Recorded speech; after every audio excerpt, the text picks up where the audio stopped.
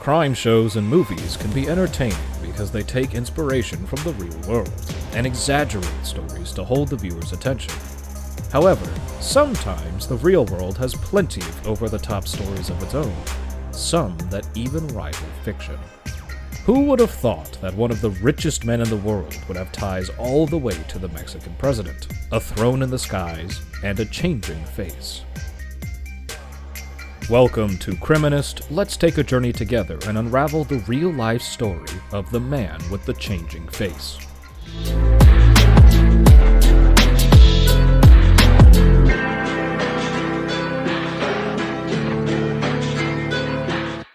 Amado Carrillo Fuentes is somewhat of a real-world supervillain, but more accurately, a drug lord and kingpin. Amado was born on December 17, 1956, to Walter Vicente Carrillo Vega and Aurora Fuentes, who had 11 other kids aside from Amado. Amado was arguably destined for a life of crime, considering he was the nephew of Ernesto Fonchesta Carrillo, who was the leader of the Guadalajara cartel. When Amado was still a young man, Ernesto roped Amado into the cartel business, and carrying on the family tradition, Amado roped two of his brothers into the game as well. Amado had no shortage of experience in the drug world early on in his life and career, originally spending time in Ojinaga, Chihuahua to both inquire about Pablo Acosta Villarreal's border operations and assist in managing Ernesto's cocaine shipments. Amado even worked with Pablo Escobar at one point, helping him and his people smuggle drugs into the United States and Mexico from Colombia.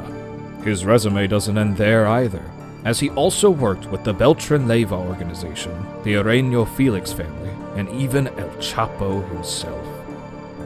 Amado was a man that led a very dangerous and scary life, one that requires a lot of violence and a lot of privacy, so the canonical details about him are limited, and the ones that are out there aren't exactly pretty.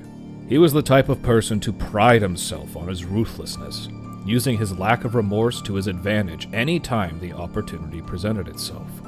One such example being how he took note of all the guards that mistreated him during his days in prison, and had them executed. Not only was Amado savage in his criminal life, his violent tendencies extended to his personal life as well.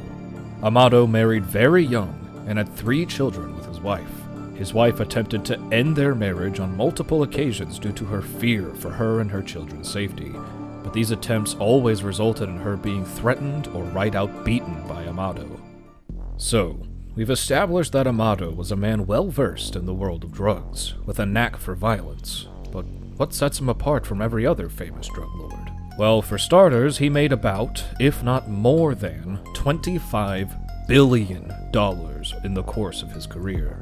That number would be insanely high even by today's standards, but taking inflation into account as well shows just how ludicrous Amado's talents really were.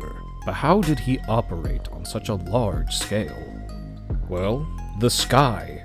Amado had a special place in his heart for airplanes and private jets, and most of his large investments were spent on just that. He had multiple private jets all to himself, and even established the largest private airline network in Mexico at the time of his operation. He owned multiple Boeing 727s, French Caravelles, and other aircrafts. Using these planes and jets, he was able to smuggle tons and tons and tons of cocaine into Mexico and the United States, and rarely had to worry about someone interfering with his shipments. It sounds like a lot to manage, and in the beginning it probably was, but Amado figured out how to make his operation run smoother and smoother on a daily basis as it seemed. His payroll extended far beyond what many people would have liked to believe, which helped him get away with his large-scale business. He had everyone in his pocket, from corrupt police officers to the military to the president of Mexico. This allowed Amado to do a lot of his shady practices while not in the shade. Even the higher-ups monitoring radars would turn a blind eye when they saw Amado's planes flying over, as they likely either received payment from Amado himself or were afraid of the payback they'd get should they screw him over. This is what gave him the nickname the Lord of the Skies, his ability to move product at a much faster, much more profitable rate, without even getting directly in the way of his competition. And even if he was in the way of his competition, it didn't matter much considering he was always surrounded by bodyguards who were more than ready to kill for Amado's honor. Not to mention the fact that Amado was addicted to the very thing he sold for his fortune, which resulted in him living life in a heightened state that enabled him to be reckless and violent without any second thought regarding his own safety or well-being. This didn't mean Amado didn't have competition, though. No, people were definitely still after his wallet. And his head.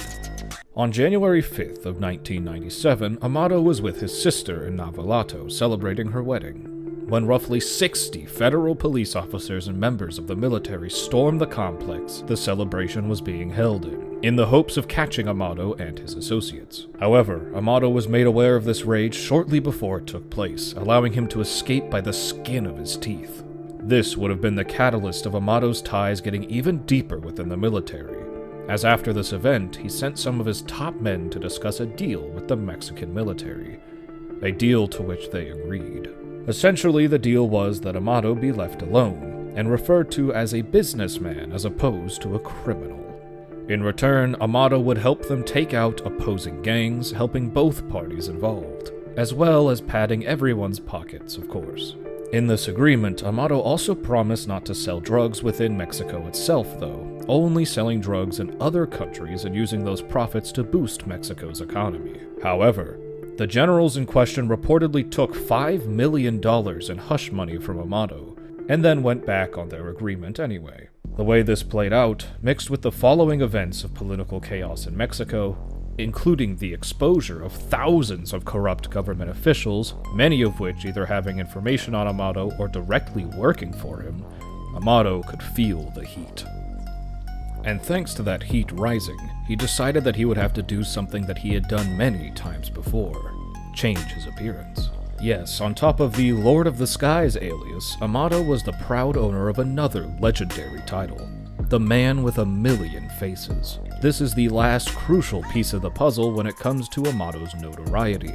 How can you catch someone you couldn't find if you were staring directly into their eyes? No one knows exactly how many times Amado underwent plastic surgery, but it was likely a handful, with it being his backup plan almost any time he felt the Reaper was getting too familiar with him.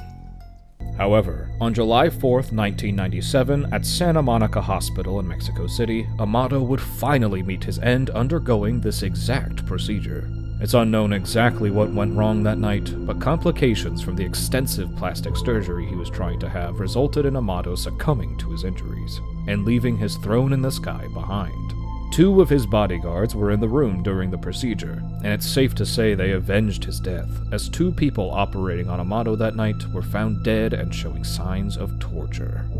With his sudden demise, Amado lost it all, but not in the way you'd usually expect a drug lord to go out. Even though his tactics may have been ruthless, Amado's brains and his obsession with planes, along with his deep connections, allowed him to run one of the most advanced and profitable criminal operations we've ever seen. But what if his last plastic surgery attempt was successful? How much longer would the Lord of the Skies reign? The fact that the surgeons were killed has led many to speculate if he actually faked his own death and escaped to enjoy the fruits of his labor. Now let's check out this next video and unravel another thrilling real-life story of a criminal who utilized their unique talents to commit heinous crimes and get rich.